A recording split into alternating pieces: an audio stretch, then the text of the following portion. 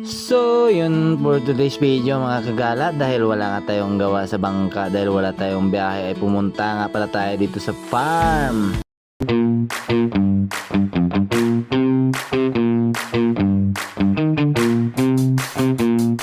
Yun nga mga kagala, dahil wala nga tayong biyahe at nakatambay lang tayo dyan sa may gilid-gilid, at yun nga sumama nga pala tayo para pumunta sa farm at magtanim ng kung ano-ano doon na pwedeng itanim mga kagala. At siyempre nadaanan din natin mga dancer na lumasayaw-sayaw, at shout out din sa mga nagawashing ng jeep dyan. Napakaganda talaga ng jeep, siyempre kailangan gumanda ang jeep.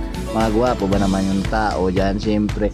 At yun ang mga kagala, ay dumiretso na nga pala kami ng farm, at siyempre excited na rin yung mga alaga naming aso na magpunta sa farm, dahil napakaganda talaga pag doon ka sa farm. Nakakamiss nga dati, nasa bukid din ako nakatira, siyempre mga palayan, mga bukid-bukid na yan, mga ibon-ibon ba, sarap hunting-hunting ng mga ibon na yan dyan sa bay farm. At may baril ka lang talaga na ang sarap mamaril. At yun na nga, naligo na rin yung mga aw-aw dyan sa ilog, dahil sarap talaga ng tubig dyan. Bumalik kami dibok at may nakalimutan kami, at pagbalik nga namin na ito, nasakay namin itong mga solid natin din na followers, mga bata pa yan siyempre. Pero nagpapasalamat pa rin tayo sa kanila, dahil kung hindi dahil sa kanila wala tayong views na matatanggap. Kahit bata yan sila, napapanood nila yung mga vlog natin kahit walang kwenta na vlog ang ginagawa natin, pero patuloy pa rin silang nanonood sa vlog natin. At salamat nga pala sa lahat ng mga followers natin at subscribers sa YouTube na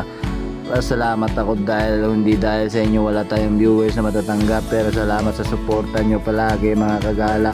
At yun ang mga kagala, ang ganda talaga dito sa my farm mga kagala, kompleto talaga mga gulay dito, may pipino, lahat ng gulay dito. Napapaisip na lang tayo na kung dito tayo ay talagang wala tayong gutom, dahil sagana tayo sa gulay. Kitang kita nyo naman, fresh na fresh yung mga gulay dito, dahil pag pitas mo pwede mo nang kainin, tulad ng pipino na yan mga kagala, na ang sarap yan kainin lalo na kapag fresh. Mga kagala, dito kami sa farm yan. Medyo masama pa yung panahon, umuulan yan. Daming tanim dito, ang ganda dito mga kagala. Tingnan nyo kasi naka segregate yung mga Pichay. Yung talong. Yun, model. Sana all.